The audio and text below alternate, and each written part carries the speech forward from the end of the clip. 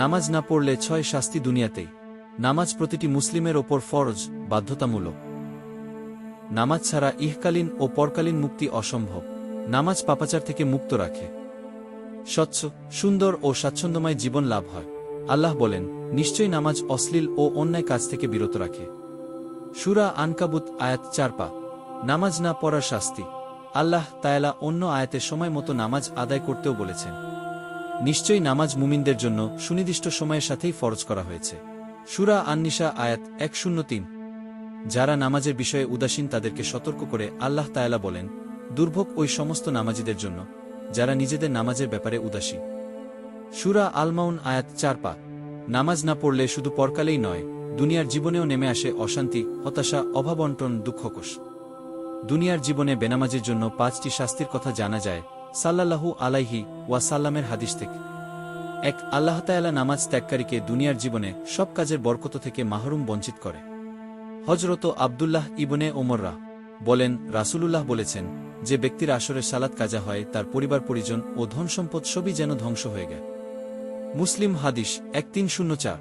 রাসূল সাল্লাল্লাহু আলাইহি ওয়াসাল্লাম অন্য হাদিসে বলেন, নামাজ হল ঈমানদার ও কাফেরের মধ্যে পার্থক্য নির্ণয়কারী। আবার যে ব্যক্তি ইচ্ছাকৃতভাবে নামাজ ছেড়ে দিল তবে সে কুফরি করল। তিরমিজি 2620, আবু দাউদ 4678। 2. নামাজ ত্যাগকারী ব্যক্তির চেহারায় কোনো নূর বা উজ্জ্বলতা থাকে না।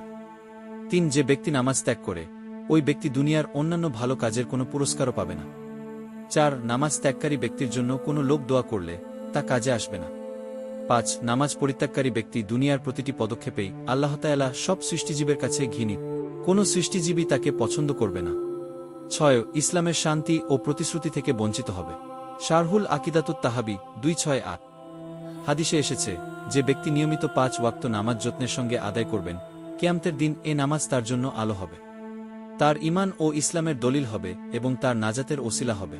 আর যে গুরুত্বের সঙ্গে নিয়মিত নামাজ আদায় করবে না, কিয়ামতের বিভীষিকাময় পরিস্থিতিতে নামাজ তার জন্য আলো হবে না, দলিলও হবে না এবং সে আযাব থেকে রেহাইও পাবে না।